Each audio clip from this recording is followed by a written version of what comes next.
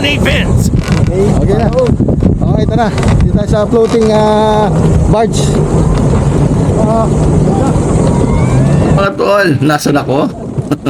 Andito ako sa 100 Island Pilgrimage. Okay, ito isa sa mga tourist spot dito sa 100 Island Island Tour. Iyon, tingnan nyo naman. Exciting, di ba? So itong pinuntahan ko, ito yung duck walkway nila from island to island. Dito makikita sa pilgrimage sa 100 Island. So maraming features dito. Hindi dito yung Towering Christ, yung nasa taas ng bundok, and then yung Virgin Mary, and then meron din dito Station of the Cross, dun mismo sa mismong pilgrimage ng Towering Christ doon sa taas. And then doon ka pwede magnilay-nilay or something kung ano gusto mo gawin. Napakahabang nakarampo ito.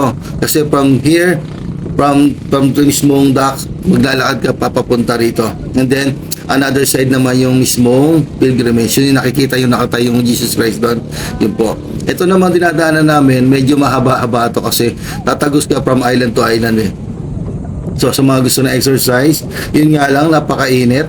So, need mo talaga magdala ng cap, shades, and then warmer para sa protection mo. And then pagdating sa kabila, hindi natin makakita, hindi ko alam kung ano meron doon. Pero syempre, exciting to kasi ma-explore mo yung lugar. 'Di ba? Tatawid ka from island to island, to from ano, 'di ba? Make sure magdadala kayo ng camera kasi ito yung isang experience yan na medyo kakaiba at syempre mag-enjoy po kayo. Okay? Madali lang naman, hindi naman siya nakakatakot. Medyo maalog lang kasi pag marami dumadaan. Pero for me, I think it's safe. Na ang kailangan mo lang talaga dito, yun, kailangan mo lang may protection. Don't bring umbrella para hindi ko advisable kasi pag medyo mahangin, baka tangayin ka pa. So I suggest na magdala ka ng cap and shades. Okay? So, nakita nyo, medyo mahaba pa o kakanan pa kami doon tapos diretso. Abutin ka na ilang minuto rito papunta at pabalik. Okay? So, for now, watch the video and enjoy. Okay? Take note, this one is the best spot here in 100 Island. So, if you want to go, you can grab a boat and then tell them to get you there. And also, don't forget to bring water. So sobrang init talaga, madidehydrate ka dito. Meron naman din mabibilan dun sa endam walkway na to. So make sure to drink plenty of water. Okay? And of course, bawal tumalon. Bawal na mag-swimming dito kasi napakadelikado. Okay? Yan.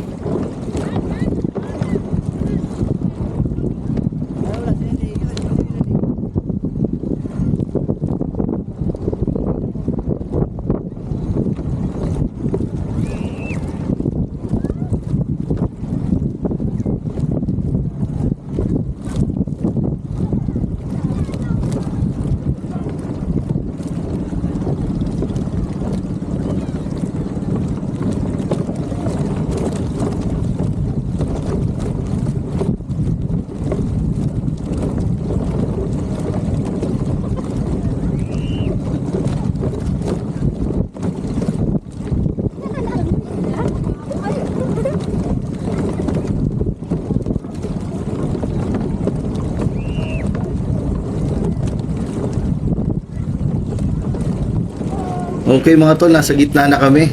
So, isa sa mga bucket list nyo talaga. Huwag nyo makakalimutan at huwag nyo hindi pupuntahan ang 100 Island ng Alaminos, Pangasinan. From sinabing 100 Islands, ito talaga yung napakaraming isla. So, marami kang pwedeng puntahang isla dito, destination dito, depende na lang sa preference mo kung saan mo gusto mag-explore. And then, siyempre, yung lugar na napakaganda. Okay? Best time talaga dito is summer. Kasi talaga napakaganda ng tubig. Okay? Yan na.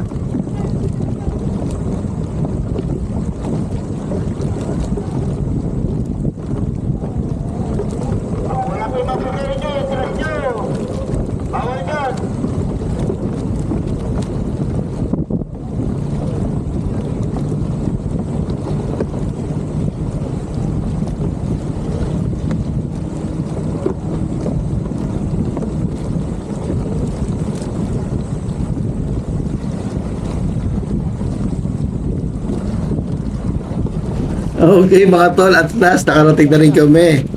Nakakapagod. At siyempre nakakauhaw na.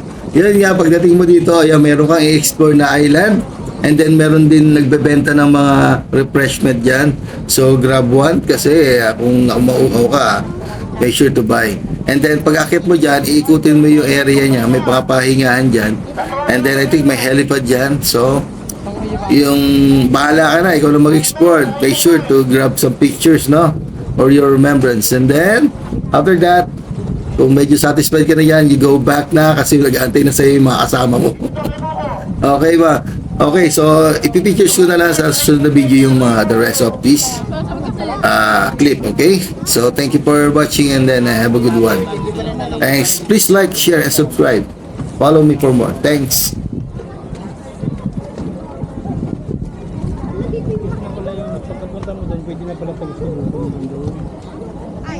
Welcome to Galan Events. Mag, like, and subscribe ka na to.